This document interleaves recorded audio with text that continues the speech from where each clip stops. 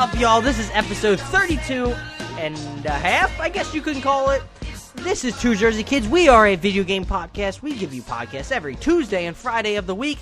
This is the Tuesday episode where we tell you briefly what games are coming out this week. Maybe we highlight something that we're interested in, and then we get into a topic of the week, which Gary will tell you later after we get through all the games. Then our Friday episode is where we break down all the news and views and everything that's been going on in the video game industry since last Friday. It's exciting stuff, and I'm happy to be here alongside my best friend, the best stick handler in the business. How you doing today, Gary?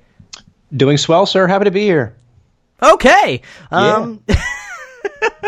Oh, it was an interesting start to the podcast. Gary threw me off when we did our first intro, and I'm still trying to recuperate as I speak right now. But you can follow us on Twitter at Two Jersey Kids, and also, if you're a new listener, I hope you follow through to the end. And if you're a continued listener, we appreciate you so much.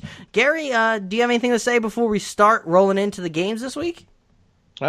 Nothing really. I haven't had too much going on video game wise, unfortunately. Just more of the same. But I will say this: I bought Rogue One on Blu-ray because it just came out, I think, on the 4th. So I finally pulled the trigger. Nice. And I'm actually waiting now on Amazon to, I guess, give me like an estimated delivery time because apparently they're quote unquote out of stock. You know, pulling a card out of Nintendo's book. Fuck Nintendo. But yeah, so I'm waiting Classic on Nintendo a hater. delivery time. But that's it. So take the wheel. When you get those DVDs, do you like watch extended cuts, or do you watch like director's cuts of those things, or do you just get it as like a collector's item? Well, I mean, I don't know. It depends. Like, I think the Blu-ray, I can't remember. Like some of them, I think have those things included. Like you can watch the movie with the deleted scenes and stuff like that. But I don't know. I don't really have a preference either way. I kind of just buy it and watch it. If those things are included, then so be it. If not, whatever. You're not like an extra. Like you don't go to the extras section to watch those things, like behind the scenes stuff, unless you're like real bored. No, I do like watching that stuff. Like, I mean, I like watching behind the scenes. What do you call it? Seinfeld. I have like all the seasons on DVD, but they have like the all creation of the show. They're showing off all the practical effects for Seinfeld. Yeah, it's great. Like they have like the outtakes, which are awesome. The outtakes are great because it shows you how, I don't want to say bad, but how like easy Jerry broke down in like every single scene. Well, you it was always actually crack up. It was always Elaine. Elaine was terrible. They were both. The Kramer always kept his composure. It was great. The outtakes for any like sitcom are hilarious in my opinion. Always seeing them break down and crack up. Same with like SNL when they try to get through a skit and it just makes it more funny. I don't know how we got off on that tangent. What I've been playing, I really haven't been playing too much. I played some of Neo. I played some more Hearthstone, trying to build a deck that's probably not going to ever work and get me to higher rankings, but I'm going to keep chugging along because I'm going to make it work. You know, stubbornness. That's how you win. But I was watching, actually, recently, I think it was a Giant Bomb video about you remember the game that we're talking about, Players Unknown Battleground, where it's basically H1Z1's King of the Kill, but it's like a different variety. It actually looks really good for having 100 players in the map. It looks really crisp and clean, and it looks like there's some things to be desired, but I think it looks really cool for an early access game, honestly. Yeah, I was watching a streamer play this earlier, and I know, like, I've heard some things like it's a lot slower than H1. Yeah, it's less arcadey, I've been hearing.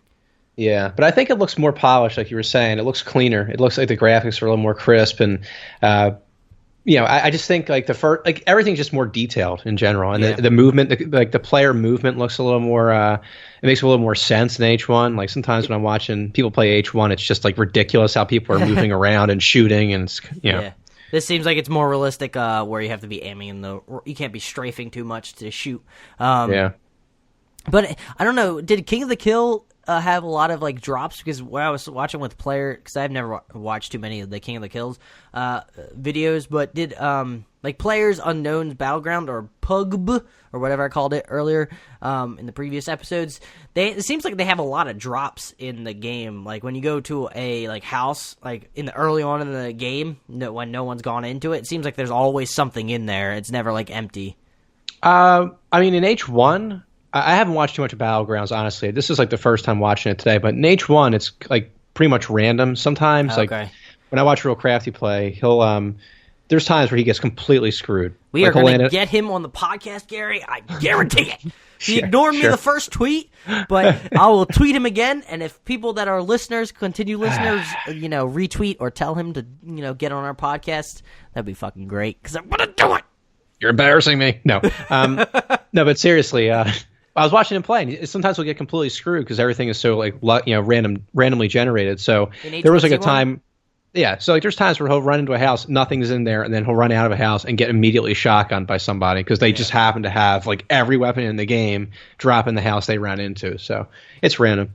Yeah, and I like the fact in Players Unknown or Player Unknown's Battleground. I don't know why I don't want to get into why it's called that. I think somebody, community member, probably started it. I don't know. Who knows?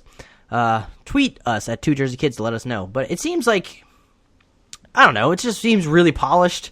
I like the fact that you can go first person and third person. I really kind of enjoy that because you can do different varieties if you're into third person or first person shooters. Basically, it looks really cool. It looks really suspenseful, especially if you're playing it and you're getting into the top 30. It's kind of cool.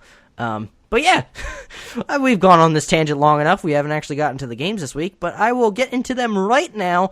Games releasing April 10th all the way to April 16th. However, most of the time games aren't released on Mondays or the weekends, so it's most of the time Tuesday through Thursday. So here we go, starting with Tuesday, April 11th. We have A Rose in the Twilight coming to Vita. We have Aero coming to Xbox One and PS4. A game that I'm excited about, Cosmic Star Heroine, is coming to PS4 because it looks kind of like a JRPG style. I like the art style, pixel art that's going on with the game. I think if you are a PS Plus person, you can get it for 20% off on the PSN store. I think 20%, something along those lines. It looks really cool. I like the sci-fi aspect to it. I want to check it out in the near future. Then you have Crawl come to Xbox One and PS4. Eurofishing come to PS4. I know everybody loves those video game fishing games because, fun. Fairune coming to Vita, another Vita game. Caro Blaster coming to PS4. Then you have Lickspear coming to Vita. The Sexy Brutal coming to Xbox One and PS4. Then you have Snow Moto Racing Freedom coming to PS4. You have Star Blood Arena coming to PSVR. Then you have Stardew Valley's Collector's Edition coming to PS4. And then you also have the long-awaited Yooka-Laylee coming to Xbox One, PS4, Switch, PC, and Mac. This is a Playtonic game. The people behind Banjo-Kazooie. I've been hearing really mixed things about this game. Apparently, it's pretty decisive about if they like it or not. I don't know. Maybe I didn't read too much of the reviews. I just know that it's been some people really enjoy it, some people really don't. But maybe a future patch will fix it. I don't know what they'll do. It seems in today's day and age, just patch it and it'll get better. No Man's Sky being included in that. Wednesday, April 12th, you have the Sexy Brutal coming to Xbox One, even though they had it say before. I don't know what with this list. Come on, Kotaku. Then you have on Thursday, April 13th, you have Rolling Bob coming to PS4 and Calm Waters coming to PC and Mac. I know Gary doesn't. I completely missed one. You have Stardew Valley's Collector's Edition coming to PS4. I'm sure Gary would advocate getting Stardew Valley on the PS4. You've been enjoying that game, right? Yeah, I haven't been back to it in a while, but I did really love this game when I first got it. I just like being able to kick back and kind of just run my own farm, build it from basically nothing to something. And I just kind of love those life simulators. I was a big fan of The Sims. So if you're a fan of The Sims or fan of life simulators, check out Stardew Valley. Yeah. And I'm going to suggest, check out Cosmic Star Heroine. Looks really rad. I haven't actually seen any reviews. Sometimes I don't, if I like the look of it, and it seems like Sony they believe in this game because it's part of the Play Collective thing that's going on in the PS Store. You should definitely check it out. But that is it for the games this week. Gary, it is time for you. What is the topic that we're going to be discussing this week? Well, if you can believe it, this one is actually created by our man Adam right here. It wasn't Allison this week. Sorry, Allison, but we'll get back to one of your topics soon enough. Anyway, the topic for this week is the most underrated / forgotten games of all time, of course, in our opinion. I decided to throw in the whole forgotten tag because some of these games that we have on our list, or at least on my list, aren't really low rated or anything, but they're just games that we thought that a lot of people just kind of don't really think about anymore. So without further ado, I'll go into my first game that I have, which is Freedom Fighters. Now, this game, again, fits what I was just talking about in that it was actually generally well received by a lot of people. I really enjoyed this game back in the day. I just feel like now a lot of people don't really think about it anymore. So the things I liked about this game is the fact that like there was like that squad combat, and you could command your squad to do certain things like defend, hold a position, and even attack certain enemies. I just kind of like that strategy involved with it. I also really like the story, how basically the Soviet Union, I'm assuming, I think it was the Soviet Union, basically invades New York, takes over, and you have to fight them back. It just kind of had that cool, like, America feeling to it. Yeah, it got a 9.3 on GameSpot, so, yeah, did pretty well. They were doing something right. Yeah. And, of course, I had to mention this. I really enjoyed the multiplayer in this game. I'm not sure. They didn't really have any online functionality as far as I know. But Adam and I used to play Freedom Fighters all the time against each other. And we spent more time commanding our squads to attack each other and watching them attack each other and actually fighting each other. So yeah, we just would watch the battles take place because we were just fascinated by it. Yeah. And it was always a different outcome every time. Something crazy would happen. But yeah, that was the main story, is the Soviet Union. I didn't play the story because that was the game you owned, but I do remember playing local multiplayer with you all the time. But yeah, it was the Soviet Union launched a surprise invasion on New York because apparently they ended the world. They ended the war because they created the first atomic bomb and dropped it on Berlin, according to Wikipedia. Yeah, and actually, this is kind of a fun fact. I don't know. Take this with a grain of salt, I guess. But this game was released in September. I think it was September 24th, 2001, and I just thought it was interesting. 2003. I just thought it was interesting because this game was released basically 2 years after the fact of 9/11, and I thought it was interesting because it took place in New York, and it kind of was like during a time where a lot of people were feeling very patriotic towards the United States and that whole thing. So I just thought it was this game was kind of like an interesting indication of the times. And it's interesting how certain things like TV shows, movies, and stuff like that can give you a glimpse of what life was like back in that certain time. So very interesting point. Yeah. Good so job, that was Gary. my no problem. That was my first game, and I'm going to actually hand it off to you so you can read off your first game, your first selection. It's like you've done this before, Gary. It's like you're becoming a podcasting pro, unlike the first time I saw you when we did the first episode. Jeez, were you a young... Damn. No, I'm just kidding. You were pretty good. Damn. You were good. You're a lot better than me now. I fucking hate it. Moving on to my games, I'm going to go through... I'm going to move through the first two because they're rather quick. They kind of... emphasize the same point. I have Titanfall 2 and Sunset Overdrive as two underrated games. They're both critically acclaimed. However, I don't feel like they get enough press or they don't get enough following of a fan base. One, Titanfall 2, it was just released in a horrible time. I don't know what EA was thinking. It was the week after Battlefield 1 was released and the week before Infinite War. I fucking forget their names all the time now. A Call of Duty game. Yeah, so I think EA was trying to just, suck the futuristic shooter from Call of Duty, which I don't think you can really hang with Call of Duty just quite yet. It seems like Call of Duty still has like the mind share of everybody. And then at Sunset Overdrive, I think they fell into the issue is that they became a console exclusive, specifically for Xbox One during their launch window, and a lot of people weren't. Xbox One did not have the mind share of the video game community, where they had a horrible start to their launch to the Xbox One life cycle. They unfortunately didn't emphasize more of games that the PlayStation did, but it's unfortunate because Sunset Overdrive, it was available on Games with Gold a few months back, and it's a fantastic game. It's very arcadey. It's definitely like an Insomniac game. I believe that's who created it. I'm pretty certain off the top of my head, but it's a fantastic game. Now I'm going to roll into like more...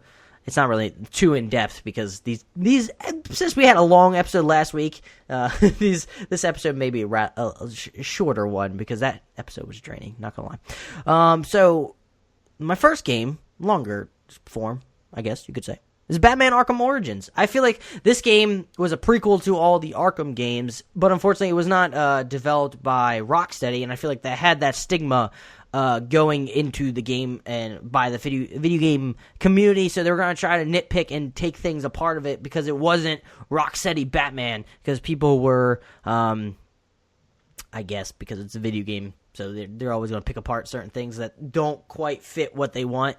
But I feel like I really enjoyed it. I feel like it's a great entry into the series. I feel like they don't do it enough justice. Rocksteady feels like they ignore it when it comes to this. When they released like the definitive editions or like the collector's editions, they didn't include Arkham Origins in this with Arkham 1 and Arkham 2, or Arkham, or what the fuck is it? Arkham Asylum and Arkham City. There it is. They don't include Arkham Origins, which is it's sad because it felt like it had a great boss fight with Deathstroke, and it also had a great Joker story. And I just feel like people don't really give it the credit that it's due. I think it was a very good open world game, and I feel like, if you had the time, check it out maybe on the PS3 or Xbox 360. I don't know if it's backwards compatible yet, but maybe. Gary, move on to your next game.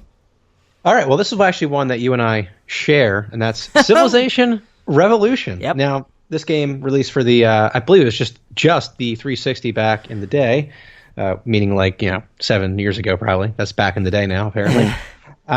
So I actually got this game off a list. I think it was, Games Radar we were looking at earlier? Because I admittedly couldn't really think of a lot of underrated games, but this one made sense to me.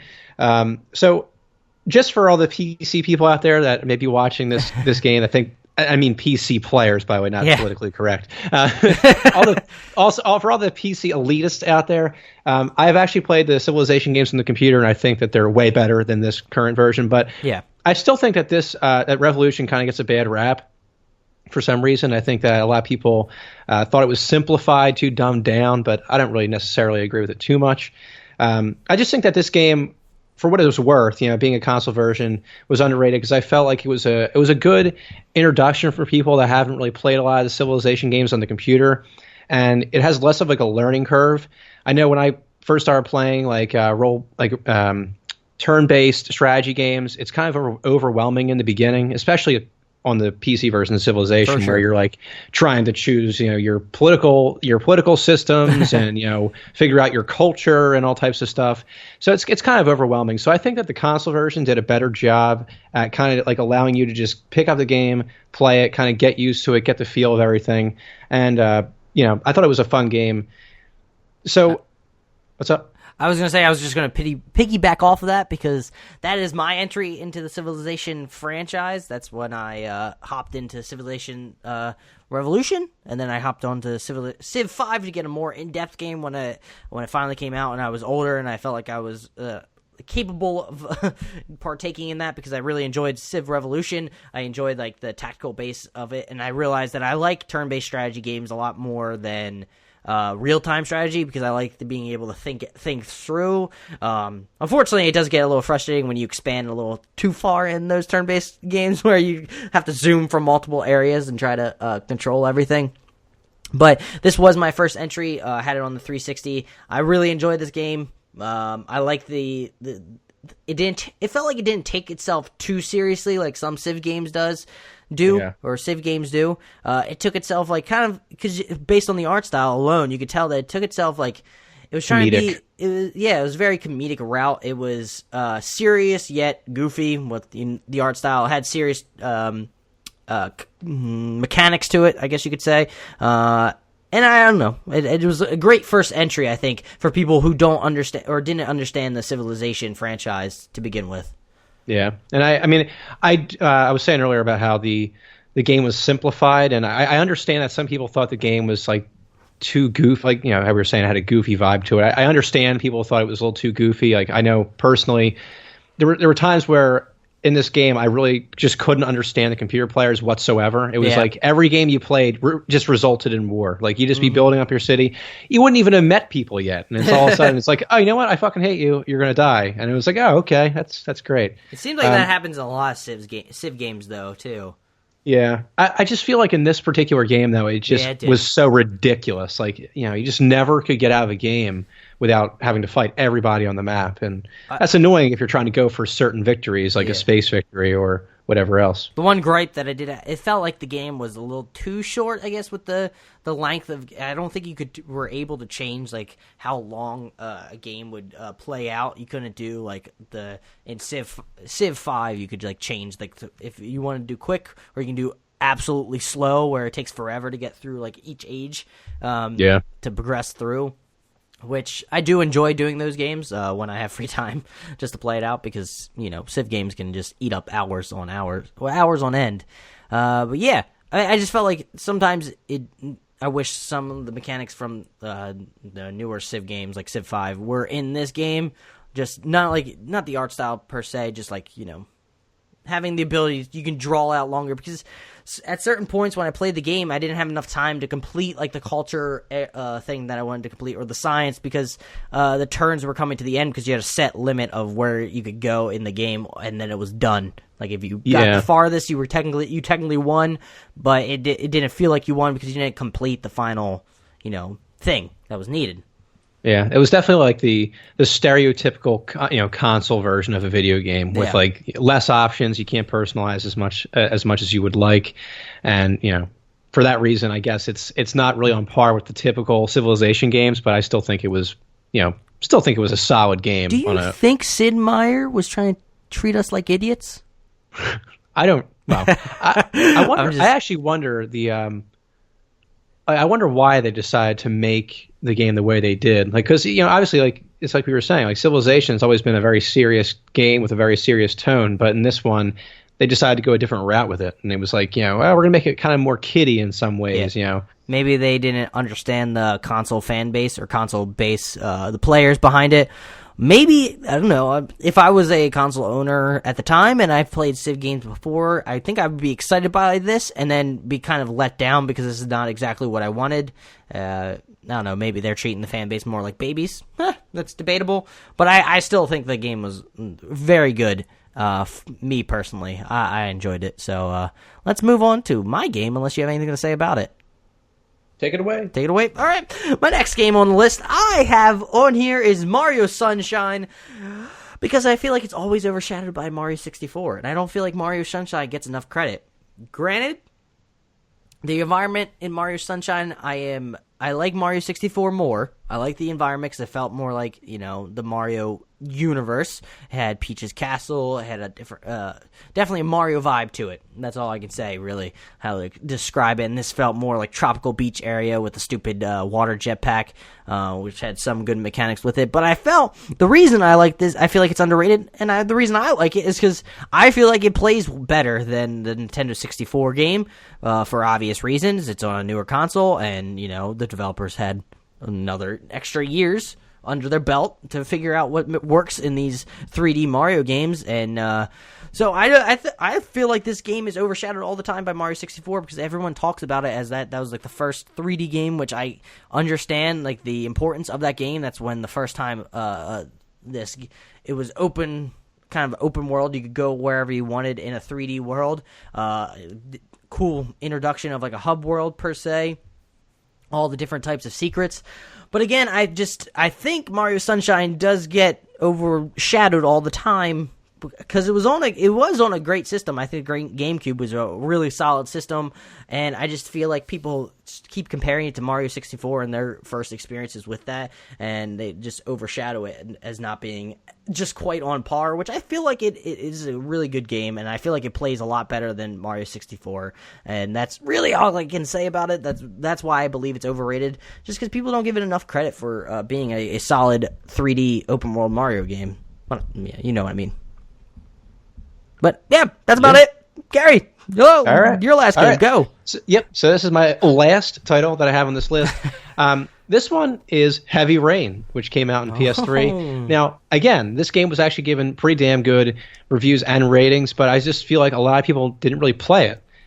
So I really enjoyed this game. It had a really deep, like thought-provoking story, very dark tone to the game. I mean, I remember playing this game, and by the time you're done, it kind of feels like you have like your emotions just drained from you because it's just, such a messed up story. But long story short, you're basically you're a father trying to track down your son who was kidnapped by the Origami Killer.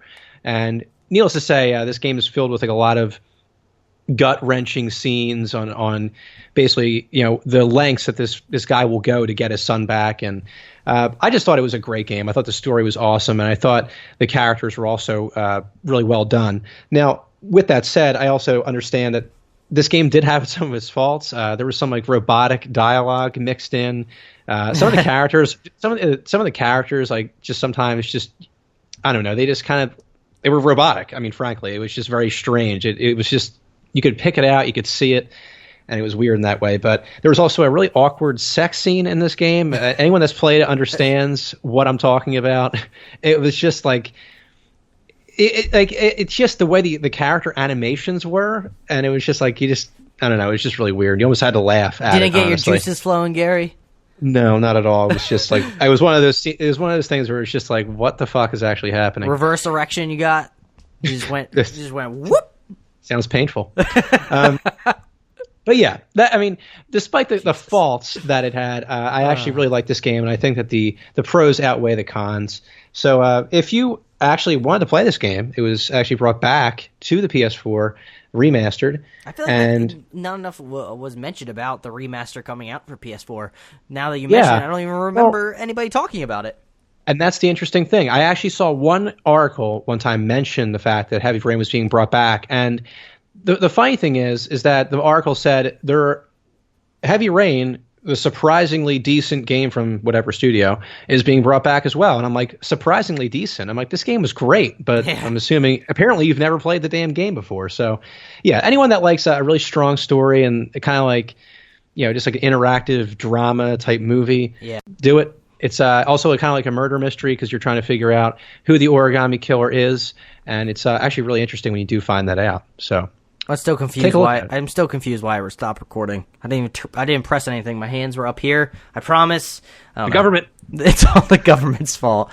Yeah, but I concur. I never played Heavy Rain. I only played it with you a few times in my younger ages when we were closer. It's honestly one of those games. Like, I remember showing it to friends and everything, but like, it's not one of those games it seems like it's one of those games you can't really show to people. They just have to play and experience for themselves and experience the storyline and the intenseness that is Heavy Rain. It's not a co-op game you sit back and drink beers to and have a good time. It's kind of like a game where you're borderline on the verge of tears. It could be like a co-op game, like if you just want to play together and make choices together with somebody. Yeah, which true. Could be kind of fun, especially if you're drunk or something. I don't know. That's why. That's why a lot of people like Until Dawn, because they've played it like a co-op game, which is basically like a. Do you know what Until Dawn is, Gary?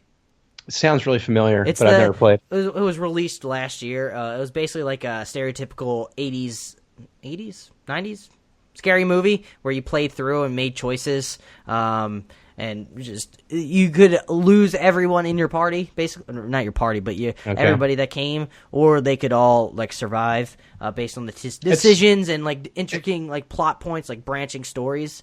Yeah, I was just gonna say that's kind of how Heavy Rain is too. Like the way the story is, basically all your characters can die, all of them can survive. And there's like, I can't remember how many endings there were to this game. I remember there being an obscene amount though. And of course you got the best one on the first try.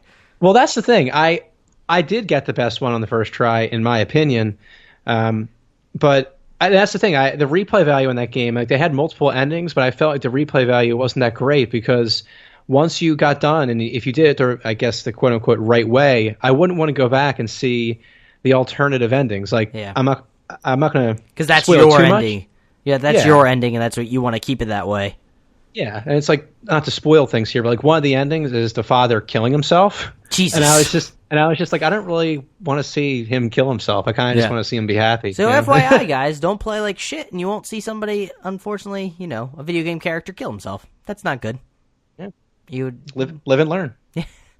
I guess this is the final game that we got going on here. This is when I suggest this topic. This is the first game that popped in my head. This is the first game that I still think is underrated because I feel like not enough people go back to it. And I feel like if it went to PC, it would murder. I feel like people would love it on PC.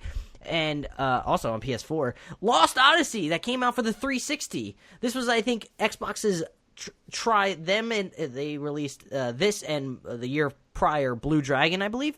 I think this was them trying to get in the JRPG space, trying to get people from Japan to come to the Xbox because it doesn't really sell that well in Japan. And this was a fantastic. This was like my first introduction, I think, really into like a hardcore JRPG. From what I can remember, I could be just contradicting myself left and right on these episodes. I can't remember, but I feel like this is. But this was a fantastic the RPG. I like the art style that they had. It was very grandiose in a lot of the plot points and a lot of the bosses that you were fighting. If you didn't know, this is basically the last Final Fantasy game made by I wrote it down and I tried to make sure I could say it right. Hironobu Sakaguchi. There it is. Nailed it. He was one of the original creators of Final Fantasy 1 all the way to 12. So it's basically he had a hand in creating this game, so it shows you how great this game was. And I feel it's really a shame that this game doesn't get enough credit for being a fantastic game. And the reason I got this idea is because I saw on certain forums when I was just looking through forums and somebody asked this question. I just saw a bunch of posts about Lost Odyssey,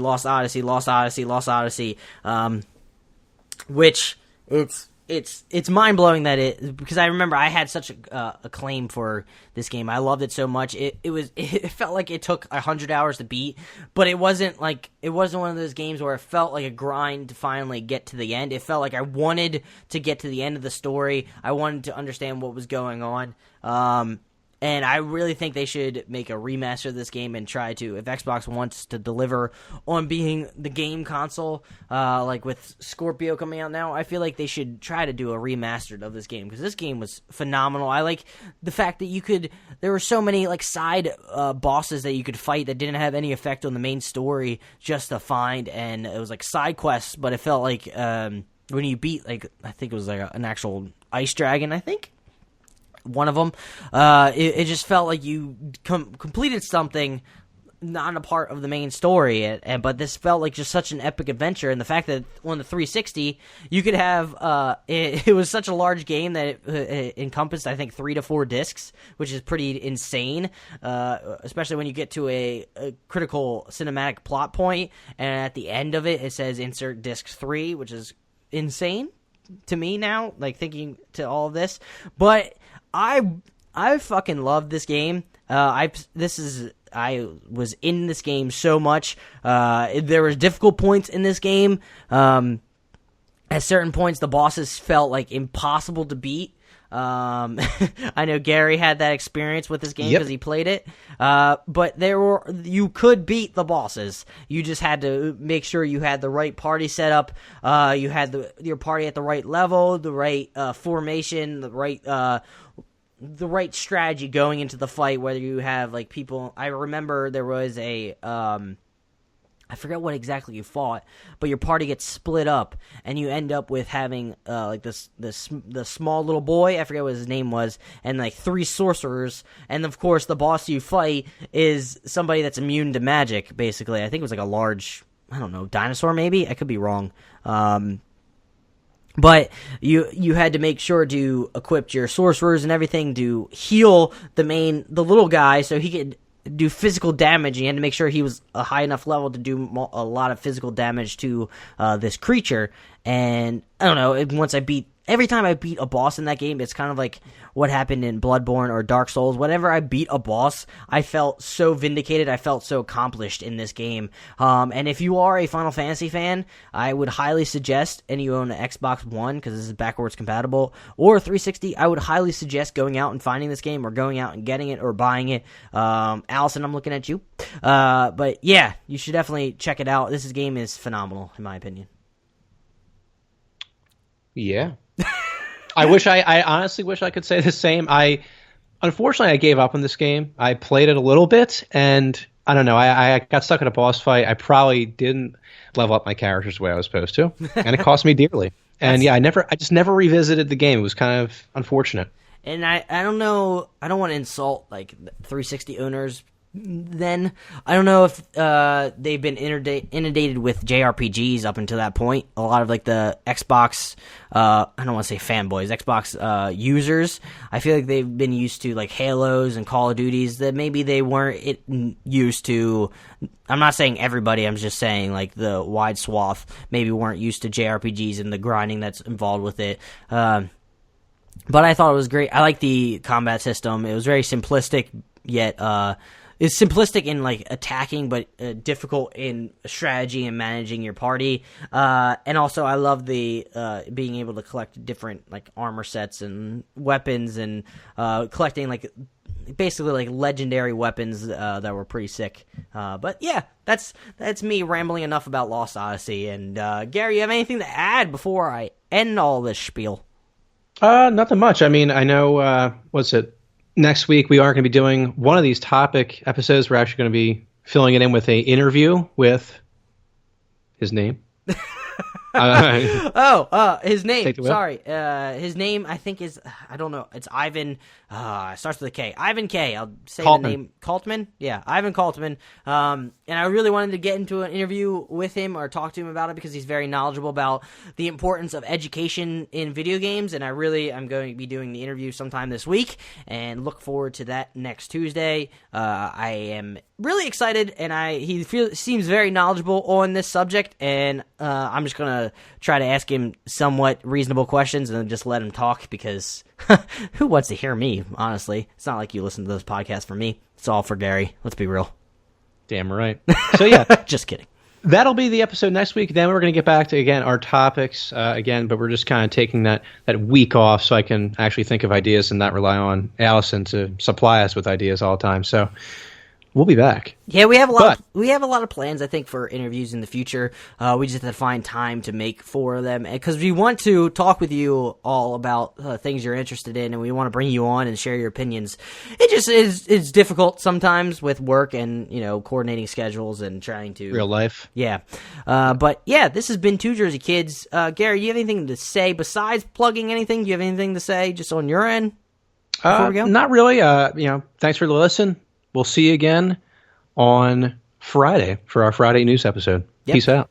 Thank you guys so much. Remember, you can follow the podcast at Two Jersey Kids on Twitter. You can also, if you are a continued listener and you like us so much, please rate us on whatever podcast app you use. If you use iTunes, that would help us out greatly because iTunes is really, that's where everything flows through apparently with podcasts. And if we start getting higher with ratings, maybe we'll get viewed more, maybe we can grow the fan base. If you don't have the time, even though it's rather quick, not to guilt you or anything, but yeah, it'd be nice to have a rating. If you're a new listener, thank you so much for staying this whole time. I really appreciate it. Hit that subscribe button, and then also do what I said, or try to guilt the continue listeners doing. Give us a rating if you really enjoyed us. We really want honest feedback, so if you think we're 3 stars, which I don't think we are, if you think we're 4 stars, which I don't think we are, if you think we're 5 stars, which I think we are, you can give us a rating and let us know what you think and what we can improve on. We would really greatly appreciate that so much. Yeah. Keep playing those games. We'll see you on Friday. Have a good one. Bye.